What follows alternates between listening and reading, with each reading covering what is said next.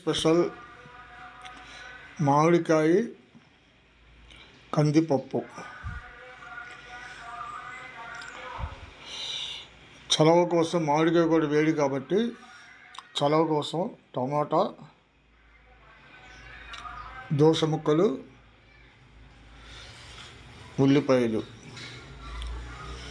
ఇక మామూలుగానే కొత్తిమీర, కరివేపాకు ప్లస్ పుదీనా కూడా వేసాను ఫర్ హెల్తీ ముద్దపప్పు కోసం.